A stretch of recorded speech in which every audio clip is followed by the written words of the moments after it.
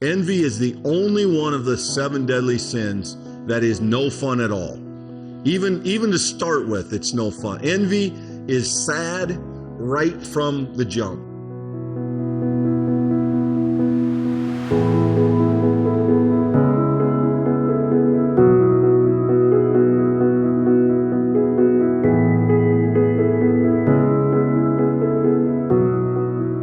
We are continuing tonight with the 7 deadly sins and the 7 cardinal virtues that correspond to them.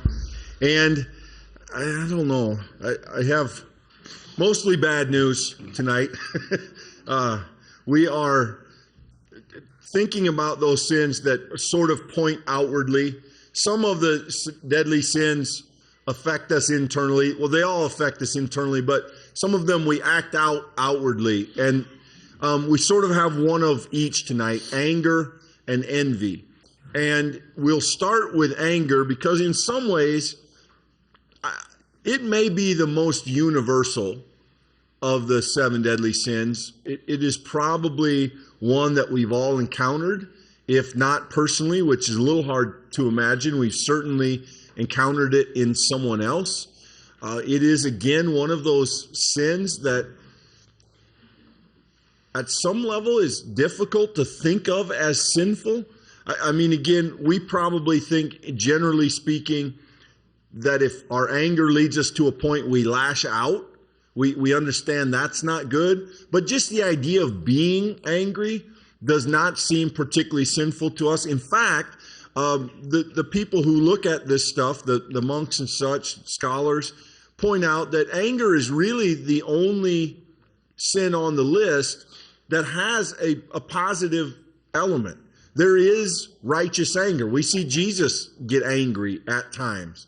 There is a sense in which anger can be a motivator. Anger can even push us in some good directions.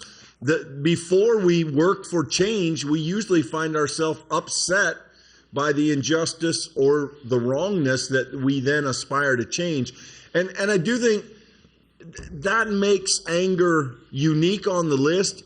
Also makes it a little tricky because given that there's justifiable anger, we all tend to justify our own anger. We all kind of think, yeah, well, of course I have righteous anger. All my anger is righteous anger, which probably isn't the case. So as I start, obviously my voice is not 100% right. So if I squeak, we can all laugh together. It'll be great. But that said, an image that comes to mind is the story of Jesus. He comes into Jerusalem in Holy Week. What's the first thing he does after getting into the city? What's the first thing Jesus does? What? That's right. He goes to the temple with a whip. You don't go with a whip to make friends. He goes with a whip and he turns over tables. And in that image, we see Jesus showing anger. I mean, that is the Son of God, God in flesh, expressing real anger in the middle of the temple. Now, we could have a conversation about what that means in terms of the religious context and the ways in which they were abusing the worship of a holy God. All of that we would talk about. But to Clint's point, to make it very clear, there's a scriptural case to be made that there is such a thing as justified righteous anger, when that anger is leveled against a thing that separates people from their holy God. The problem is that as we begin to look for ways in which we ourselves are complicit in sin, in these capital vices, we discover that our anger is almost never directed towards the wholeness of others. It's not to say it's not, but most of the time, if we're willing to put it in a constellation, a frame of the other vices, we discover that they become a motivating factor for the anger. So we're going to talk about envy in a little bit. It's easy after years of envy for that to turn into full rage when the moment makes itself clear. In those seasons of that envy growing, anger merely becomes the endpoint, the justified outcome of the thing on the front end. And so that being an example, we like to think we're Jesus in the temple getting it right, when far more likely we've given into some other vice that's grown in the background. Yeah, and one of the clearest litmus tests of that is that when Jesus got angry, it had nothing to do with him. Those money changers had done nothing to him. He wasn't a victim. He wasn't responding to something that a person had done.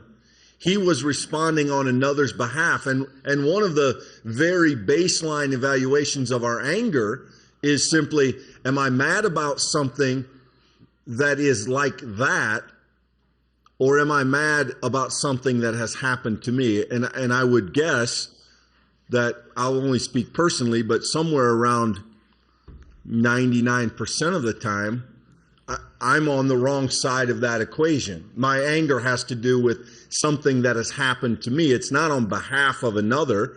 It's a reaction to something that I've experienced or heard or seen. And it is self-centered anger. It is based in my own wishes, desires, disappointments, etc. Now, we probably also should say that if you have the benefit of being one of those people that doesn't really throw things or doesn't really break things on accident. Yeah, that was a joke. I'm not saying that has happened too often, but you might be thinking, well, okay, anger's not really a thing. But if we think about anger in all of its expressions, we have resentment. We have grudges. We don't always have rage. Anger doesn't always mean that moment of lashing out. Sometimes anger means the things that we sit on. Sometimes it means that person irritated me and I'm not speaking to them for a while. There are lots of ways to express anger, and not all of them are explosive. In fact, some of the most dangerous are probably subtle. I think any one of us in our family story probably has some episode of so-and-so and so-and-so got crossways and didn't talk to each other for 2 years, 5 years, 10 years, whatever that looks like. Sometimes it's not the explosion that is the most damaging thing that anger can do. So maybe you're still off the hook, and if so, great for you. But anger usually finds a way into most of our experience. Well, if you're still off the hook, let's see if I can get you. So, to be self-reflective here, when I started with the anger section of my reading, I felt pretty good about it because anger is not really very close up in my list of responses to things, just as a personality. So I thought, anger, that one I can probably feel pretty good about. Until I came to an author who suggested that anger wrongly applied is wrong. Choosing or avoiding anger in a situation in which it is right and justified is also wrong. And that got me, because there have been times I stepped back from a situation where I should have stood up, where I should have responded, even emotionally, to say, this is not right. This should not be. These people should not be hurt in this way. I mean, this has happened in my lifetime, and I realize that anger is, of course, wrongly applied explosive. In fact, one author said that when a police officer makes a call, that likely the most dangerous call is the one in which anger is present, in which there is emotion and explosive possibility. So the reality, though, is not everyone finds themselves in that camp. For those who don't, I think it's a very poignant question to ask. Have you compartmentalized things in your heart and your soul such that when it is time to let those emotions flourish in a positive, meaningful way, that you're able to do so? Yeah, and unlike Michael, anger and I go way back. We've been tight since birth. We know each other well, and that is that is another kind of struggle, right? Because we justify that based on our own experiences, our own opinions. And so as a person who kind of gets something of anger, I found a couple of quotes that that sting a little, but I think are helpful. So Winston Churchill said, "A man is as big as the things that make him angry." So if getting cut off in traffic makes me angry, I have to think, well, how big a thing is that? Ben Franklin said, "Anger never lacks a reason, but it's seldom a good one." The Buddha said, "Holding anger is like throwing a hot coal at another. You also get burned." And I think my favorite, there's an author, a woman named Anne Lamott, who said, "Anger is eating rat poison and waiting for the rat to die." So, and interestingly enough, there are medical studies on the effects of anger. And anger does have biological impact. People who commute and deal with road rage, people who are kind of prone to explosive anger, they have a sort of self-imposed set of health conditions that often happen to them. Blood pressure, heart issues. I mean, if you think of that sort of explosion and you do that repeatedly over a course of many years, that is going to, it's not surprising that has an impact not only on our spiritual health, which is where we're focused, but it has a physical toll as well. And I bet we all know somebody who was pretty explosive in their anger, and I bet we don't say, "Yeah, they lived to 103. Probably not. So anger is an interesting sin in that it is unlikely to result in closer connections with other people. In fact, one of the notable aspects of anger is its isolating nature. And we know that intuitively. A person who's angry can't build deep relationships with other people because that's not to say that they can't build it, but it's to say that in the midst of that relationship, there's innately a lack of trust. What will happen if I say this or if I do this? Especially anger at its farthest edge. And what we as Christians look to see as we start thinking about the virtue is that fundamentally the only way for us to find a healthy way forward is to recognize that we must practice social relationships in which we turn the focus from ourselves, from whatever mechanism we use to justify our action, onto the legitimate concern and care for another. And that we need to slow down. We need to literally let time play out, because we discover over time that our reason, our ability to consider that action or that response then becomes able to kick in, and we're actually able to intuit or interpret what is justified, what is right. Right, and we will get to the virtue, and we want to do that with a quiz, so be thinking about that. But there is a Christian scholar, is a Catholic scholar in the 1200s. His name is Thomas Aquinas. We've quoted him before. He said a really helpful thing about anger. He said, anger has three basic problems.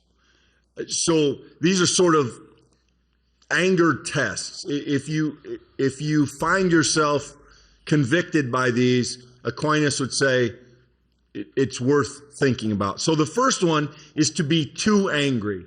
The idea of disproportionate anger, right? A little thing goes wrong, which results in a big explosion, right?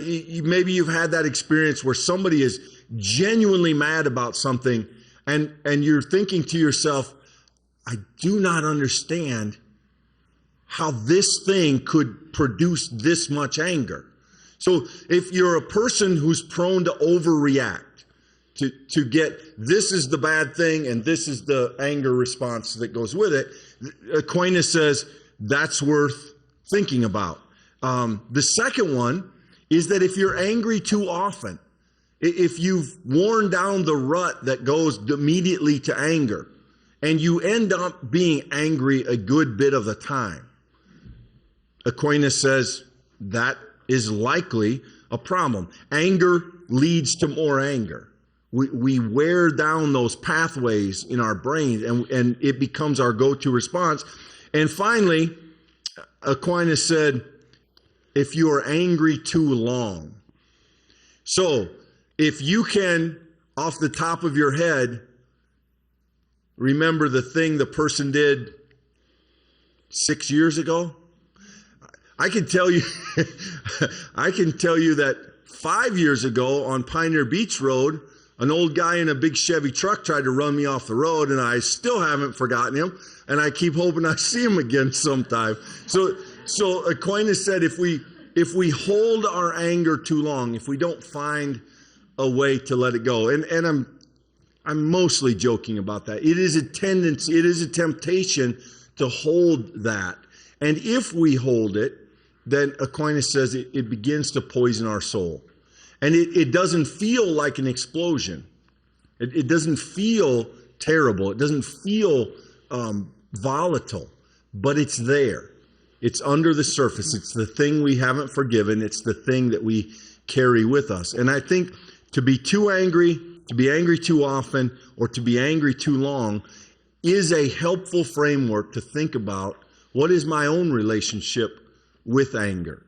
And does it indicate that I may need to put some effort on the other side of the fence, which is, I think, where we'll transition now. If we were to ask, we didn't put it up tonight because I think maybe this makes a fun quiz. If I was to ask you, what do you think the counter virtue is? In other words, what's the opposite of anger? What do you think the corresponding virtue would be? Joy, kindness.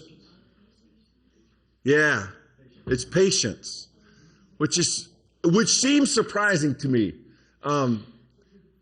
until I realized I don't know any angry patient people. I'm certainly not one of them, right? I mean, yeah. When you stop and you think, those two things never go together. And so the monks had this idea that patience, that word means long suffering, the ability to wait, is the opposite or the other end of the spectrum from anger. And I find that really fascinating. I find it convicting, but I find deep wisdom in it. Yeah, the old philosophers did a lot of writing about the interplay between head and heart, the idea between reason and gut. And so the idea of anger being a gut response and reason being a mindful one, you might think that what they would write would be that the mind should control the heart, or that the mind should be chief and that the heart should be subjugated. But ultimately, that's not generally where they went. They generally said it's far more like a dance. It's one checking the other. And patience literally requires giving time for your better faculties to be engaged. If you immediately move to a response because it feels right, you take away the opportunity to actually interpret what is right. Yeah, which we kind of get, right? Because what do we tell kids when they get mad? Count to 10. We sort of instinctively know that if we can insert some time to diffuse, maybe that's a good thing. And I think, surprisingly enough, children's lessons are good for adults. If we find ourselves being angry, it is an opportunity to be patient. It is an opportunity to endure. The word even has connotations of suffer, to wait, and not think that it is up to us to take revenge or to hold to account. Vengeance is mine, says the Lord. The idea in anger, I put myself in the place of the one who punishes. I put myself in the place of the one who judges and who holds accountable. And that's not my place. And so patience reminds me that that's not my place and encourages me to step back into my rightful role, which is guy trying to be patient instead of thinking that I'm the judge. This is Williman who writes, I decided then and there that depression is often the result of anger turned inward, anger inappropriately expressed, anger suppressed.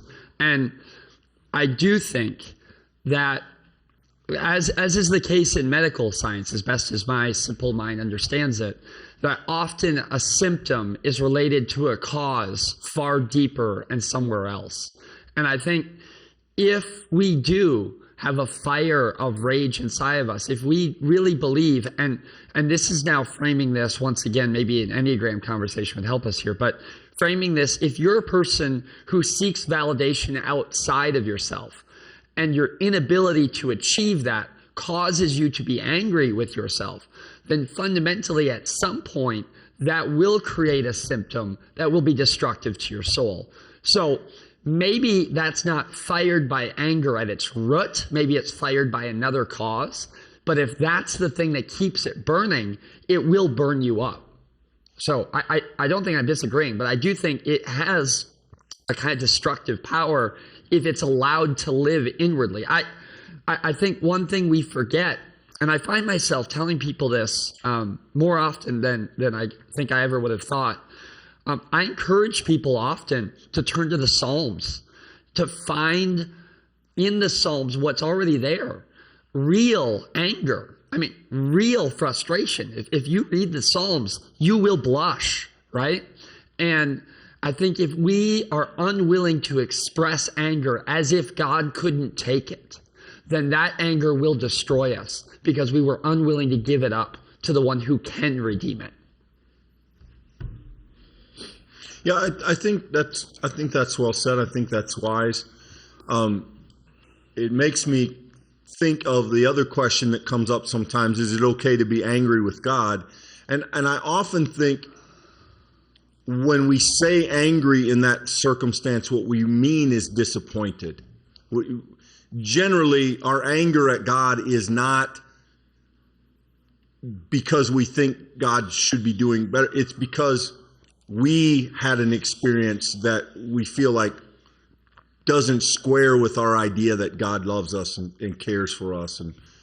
And so as we navigate that, I think that's a good insight on Williman's part, that anger, if it's born in disappointment, and if that disappointment is repeated over and over again, that will produce a certain sickness in us.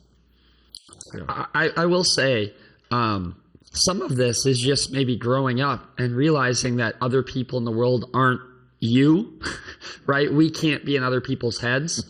But if you watch closely, you will see people, and maybe especially people close to you, respond in circumstances in ways that completely puzzle you. Why did they do that? That makes no sense. And when you take a lens like anger and you admit some people, anger burns quicker and brighter and longer. And then you realize, oh, they're angry a lot. If that's not you, you have to empathetically learn it. You have to learn that's another person's experience.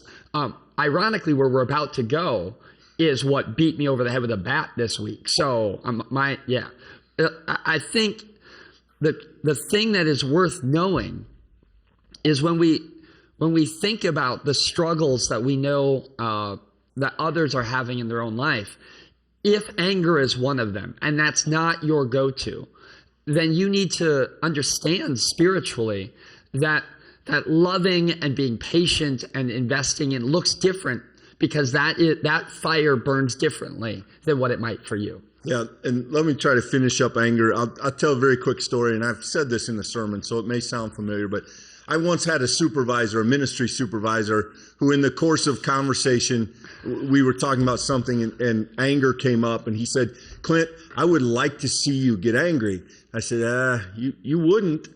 And he said, "No, I think that'd be good." And I said, that would definitely not be good.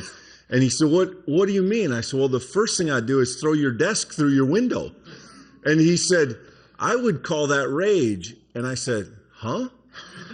And he went on to explain that anger is a dial. Well, I thought of anger as a switch, on or off, right? And so it was very helpful learning, again, the idea of patience, because my young self saw anger as the dragon I had to slay. And how did you slay it? By being angry at it, by hating it, and keeping it choked down, which is not only unhelpful, it doesn't work. It's self-defeating. And so I have held on to a quote for a long time by a man named Aristotle. And this is about 3.5 centuries before Jesus. Aristotle said this, and I'll just let this be our final anger word. Anyone can be angry. It is easy. But to become angry with the right person, to the right degree, at the right time, for the right purposes, in the right way, is not easy at all. And he might as well have said Clint. When I read that, I felt like Aristotle wrote that with me in mind. And so I think, what we are trying to do tonight is to set some signposts. And I would encourage you, if anger rings some bells for you, the quote by Aristotle is a helpful one to keep in mind. Anger is easy.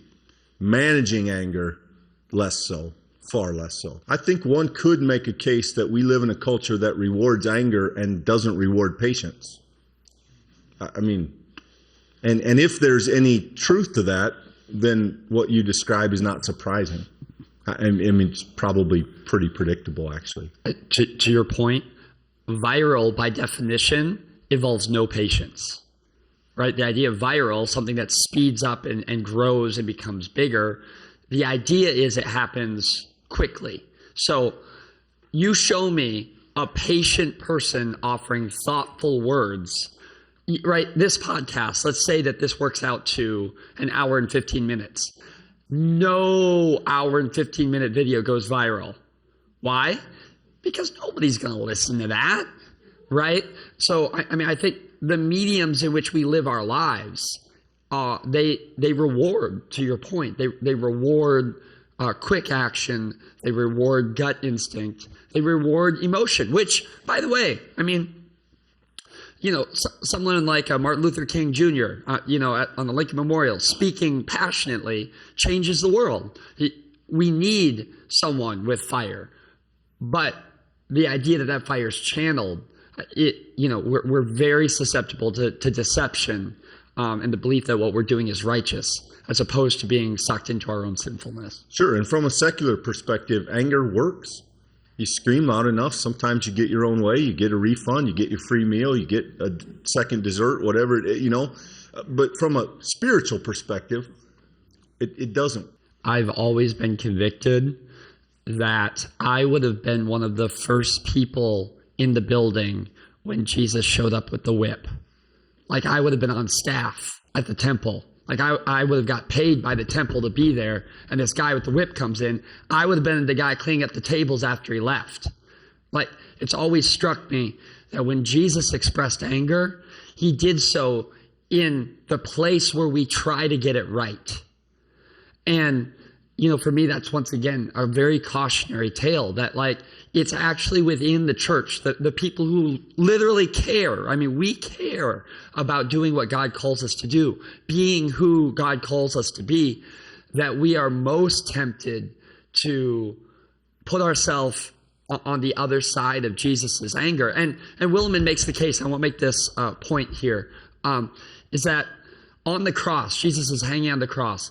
In that moment, one of the Gospels literally says that he could have called down a legion of angels, right? This idea that he could have showed God's power to those people. He could have humiliated them.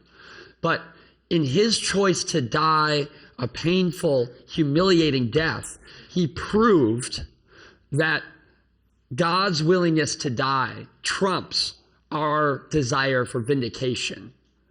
And so therefore, when we try to get vindication, which is only God's to get, we've now crossed the line into sin as opposed to righteous anger. So, once again, all that's covered with a long road of humility. But yeah.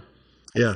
So, again, something that we all manage, I think something that we all experience, and something that I think the monks are helpful, our history is helpful reminding us that it has danger to it. there is a spiritual risk of letting anger be our guide. And yes, Jesus got angry, but my experience is, I don't know about yours, but my experience is when I'm trying to compare myself to Jesus, I'm generally on thin ice. So when I'm justifying my own anger by, well, Jesus would be mad about that too.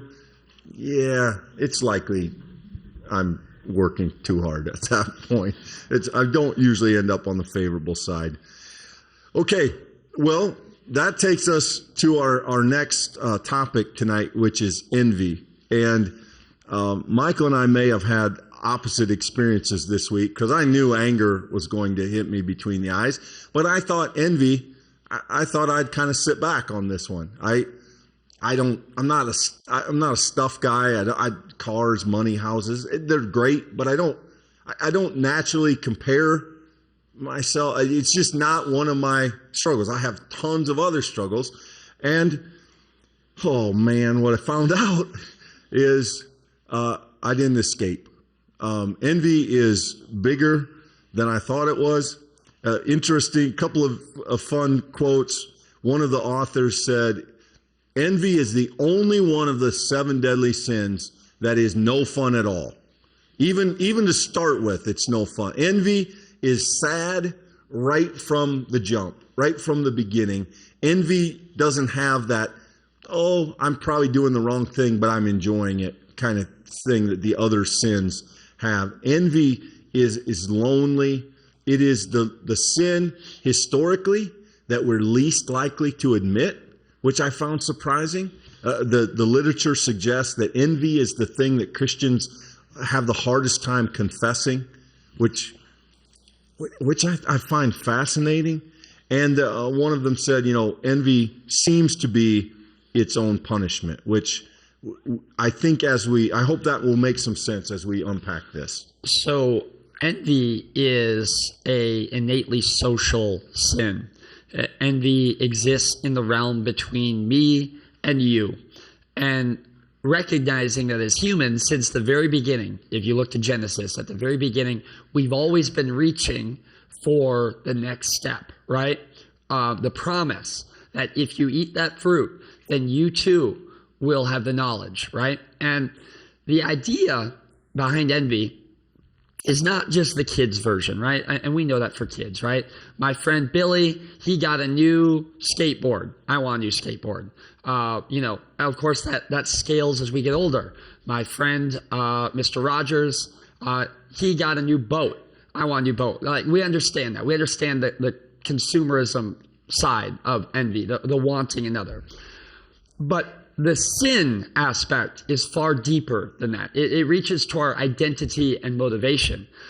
So if your soul, we mentioned St. Augustine, I think a few conversations back, this idea of the heart that's not at rest. If your heart is not at rest, then one of the chief temptations of envy is to believe that if you could achieve, or if you could be, or if you could be recognized for, fill in the blank, that would change something about your identity, that you have not heard the final word that you are a beloved child of God. You're trying to fill with something that is not yours to have.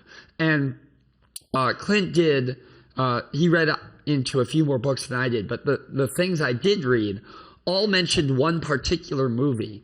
And a famous composer who was a contemporary of Mozart, who it sounds like lived his entire life in Mozart's shadow.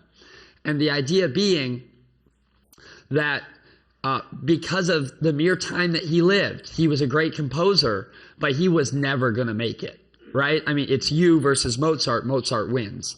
And this man lived his entire life with a kind of fiery envy of not being able to be that kind of musician. And he bartered with God, and he sought ways to undercut Mozart. And that's, I think, what makes envy so insidious, is it's not fun to start, but then it starts to grow and it starts to evolve. And envy never leads to you encouraging or accepting or praising another, it almost always inevitably leads to you sabotaging the other. Because you're not looking for their thing, really. What you want isn't the status or the power. It's for them to not have it. And envy that has gone to seed becomes destructive of our social relationships. It violates the second golden commandment, love your neighbor as yourself. Envy, by definition, means that you are unable to love your neighbor because you're unable to see them outside of your own selfishness, your own inward turn. And I think if you're willing to step back and see envy as a very unfortunate counterfeit for our identities, then it becomes a very powerful and convicting idea. And because envy is inherently comparative, in other words, it lives in comparison with others, not only can you not fulfill love your neighbor, you can't feel love yourself because you implicitly believe you lack. If you had that thing, if you had their talent, if you had whatever, fill in the blank, you would be better, but you're not. And you feel that gap in your soul. And so not only can you not love others, you can't love self. You can't keep either side of the golden rule. Because envy is inherently self-destructive, not in a way that implodes, but in a way that erodes. It just takes over time and grinds you down. So envy's favorite phrase is, why not me? Or it's not fair, right? Listen to a kid. It's not fair that this kid got to do that and I didn't. Why? Well, because it's not. I want that, right? Socrates called it the ulcer of the soul. And at its worst, envy is not only we want to have, we want others not to have. We want to elevate above others. And this is the true edge of envy and the most destructive expression of it. We not only want to take from, we not only want to compare ourselves with others, we want to take from them. We want what they have, and we want them not to have it. We don't want to be even. We want to be ahead. And we believe that having those things. And so the envious look constantly through comparison, through evaluation, through the idea of it's not fair, it's not just. Sometimes people wrestling with envy will be obsessed with the idea of justice, of what I deserve and what that person doesn't deserve. And if you think, yeah, I don't do that. That's not envy. Nah, I'm fine. I'm doing good. So here's where envy caught up with me this week. Kids and grandkids, right? Your kid gets a 22 on the ACT and the knucklehead kid next door got a 26. It's not fair. That kid doesn't study. Little Johnny got to start at the football game. My little Billy works twice as hard as Johnny. He doesn't even get to play, right? Envy. Envy doesn't always have to be material. It doesn't always have to be stuff, but it always has to be comparison in which I want to take what someone has and I want that experience. I want that possession. And we sometimes, I think, I'm beginning to suspect that one of the places envy shows its head most often is in our experiences as parents. I think that sort of comparative unfairness kind of rhetoric is extremely popular in some of our relationships through others, through our family members. Yeah. So, I have lots of hobbies. We all have hobbies. I doubt that you are particularly envious of the professionals. If you're a golfer, I doubt that you look at the PGA folks and really feel envy. I mean, maybe, you laugh or you're amazed at a shot that they make, right? But not true envy. You have to be comparatively close enough that you could imagine that to be true for yourself, for envy to actually work, right? If it's so far out of league, there's really nothing at stake for you in whether or not they succeed. Williman, to make this point, says this. I found this really thought-inducing. He said, envy is a small-town sin, a byproduct of living so close to a set of other people that one is constantly tempted to make leveling comparisons. Now, me being me, the thought that spurred was, every time I open up Facebook and it delivers me my small town, the group of friends they think that I want to see, they've delivered to me the seedbed of envy. When I open Instagram and they show me the 20 people they think I'm most likely to hit the heart button, that is literally 20 hand-picked people to grow envy. It strikes me that when we consider that envy is a way that our soul is trying to make things right, we do the comparison because we believe ultimately that we're the hero, right? And that the outcome should benefit us. It is our fundamental belief. And if that's the case, and leveling with another person would achieve that, then now you've innately violated the second commandment. Because you will take from a neighbor for the sake of your own advancement. The only healthy Christian mature response would be to ultimately live in the awareness that as a child of God, there is nothing that can be added to your life which will give you more value. But envy sneaks in every back door, side door, open window, because fundamentally, whenever we look at someone close to us, we will discover in that closeness something that we think needs fixed. And the danger in that, right, is that it begins to erode our trust. We look at the life we have only through the lens of what we don't. And we begin to question, is God doing the right thing? Why isn't God making me what I think I need to be, what I want to be? Why does God give those people those things and not myself? And it is very difficult for envy and trust to both find a place in our hearts. We will have one driven out by the other.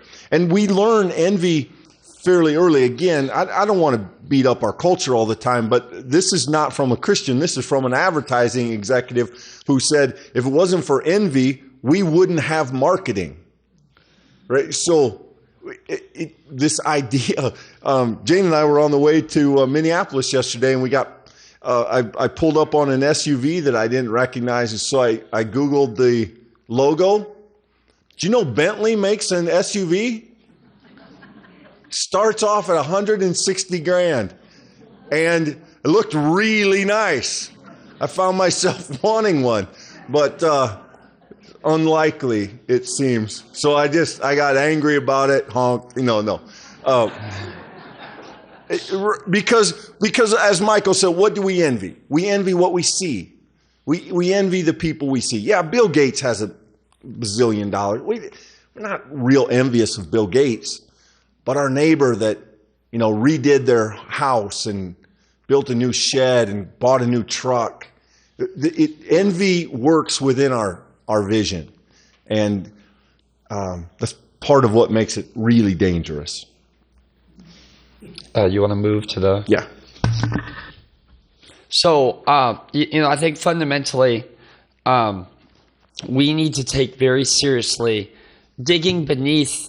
Like I said, I think there's nothing wrong with the kind of childhood conception of what it means to be jealous or have envy. But I think we need to move beneath it if we're going to be spiritually mature to understand that the thing that makes envy so dangerous is that when we are unable to love our neighbor, we are therefore despising the God who loves that neighbor. we're breaking a relationship with the very one who created them and knows them by name. And so I think practicing the active virtue as it relates to envy becomes essential then. Yeah, so again, let's do the quiz. What do you think of as the opposite of envy? Contentment, gratitude, those are all good guesses. And I think all good practices, but actually the corresponding virtue is kindness. And that may seem counterintuitive, but what is kindness but an outward act, right? Envy turns us in, so what does kindness do? Kindness takes us toward another person. Instead of separating ourselves with jealousy and with coveting, we move toward them with an act of kindness, an act of service. And so while I think gratitude is a very good way to combat envy, the virtue that has been identified historically is kindness. And I think understood properly, it makes some sense because kindness forces us out. We can be grateful without interacting with another one. Kindness forces us into a relational moment with another person where we give to them, not want to take from them. And I think there is a certain profoundness in that. Yeah, I think kindness is a practice that we pursue that lives in the hope of who we desire to become. We may not yet embody, like we do with children. You know, we try to help them do the right thing, even though the truth is they're not motivated by the right motivation yet. They may not understand the thing behind it, but you still need to be respectful in the way you spoke to your mother, right?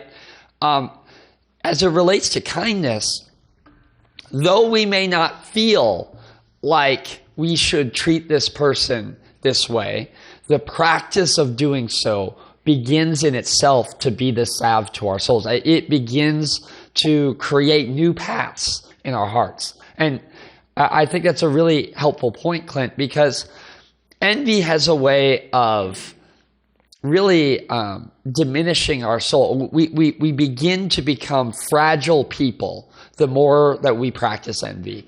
And kindness, every person I know who's truly kind, not just, Midwest nice, people who are truly kind, who look outside themselves and see the kind of God value in other people, those folks are strong.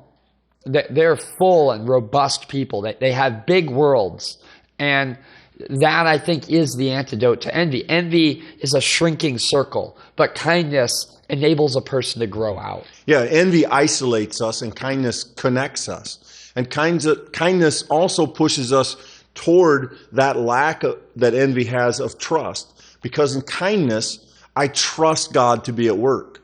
I give up the idea that I am the judge, that I need those things. I have a moment, I have an opportunity, and I take advantage of it in the name of goodness to practice Christ-likeness, and that moves me away from thinking I need something else to be complete. It empowers me to act as Jesus would to those that Jesus loves, taking focus off of myself and what I think I lack, or what I think would make up for what I lack. And it is not one that I would come up with, but again, as I look at the list, I'm pretty impressed with the thoughtfulness and the process that got the monastic people to say, we think this is the right answer to this struggle. And it seems to me that they kind of nailed it. I think it's pretty good. I think that envy is deceptive because at its start, it doesn't feel like a sin. It just feels like an inner pang, a kind of, I wish this was another way. I think this is really practical. I apologize to start. I'm going to make this really short. But video game example. So Today, the biggest games that kids are playing are games that you don't need to pay for to get the game. You can download it for free. The way that they make money is they let you give them money so that you can have cool outfits. So it doesn't affect the game, doesn't make you better or worse or anything. It's just like you get to wear a Superman costume in the game. And you'd think, well, that's stupid. And I'd tell you, it's a multi-billion-dollar industry where people give hundreds of millions of dollars per game on outfits that have no impact on the game itself. Why? Because they see other people wearing the cool outfit, right? And that's a stupid small example. But my point is, some kid felt a pang. Like, oh, that's cool. I want that. And if we are willing to be vulnerable enough to be self-reflective, each of us has felt that pang, probably today, right? I mean, and the thing I think that makes envy so dangerous is that it can feel like a motivating force to do better. Isn't that a story that we have, that a story we tell ourselves, right? That, well, I didn't want to work that job, so I worked really hard so I could work this job, right? This is a story we tell ourselves, like that my desire to be in a better station, or my desire for a better job, or for a better family, or whatever, better health, that it was motivated by an intrinsic desire to be good, when if we're honest, may have it been motivated by an intrinsic desire to achieve someone else's end.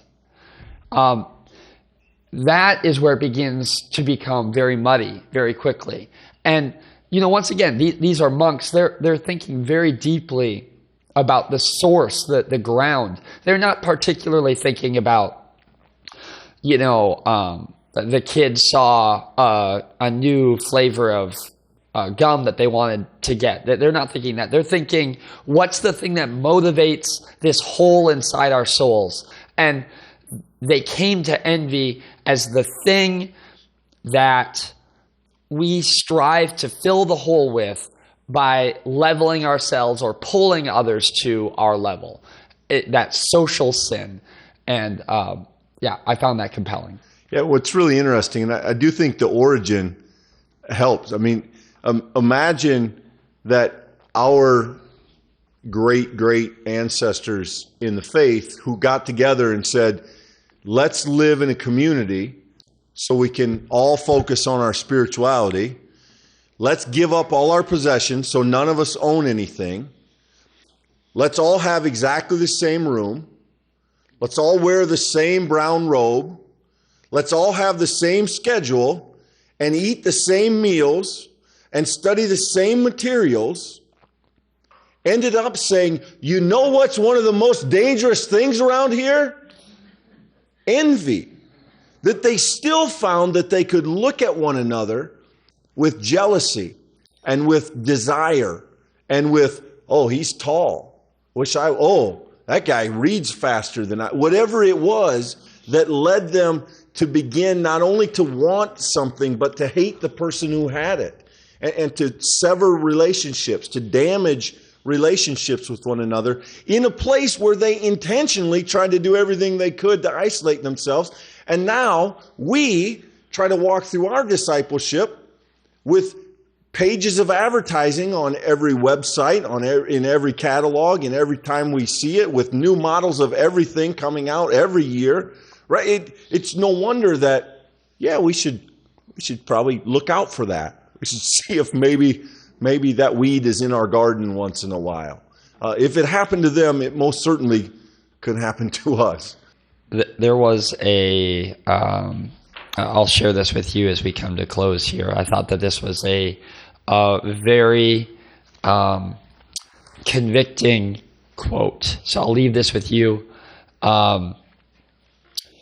In the misfortunes of our best friends, we always find something not wholly displeasing to us.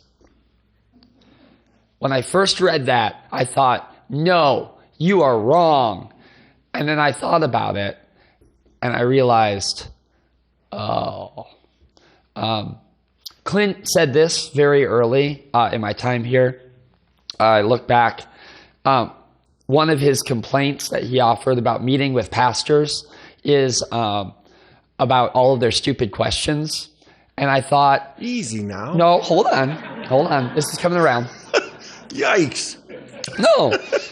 And I thought it was a little overdrawn. And then I started going to pastors' conferences. Do you know what the first question you get asked every time? How big's your church?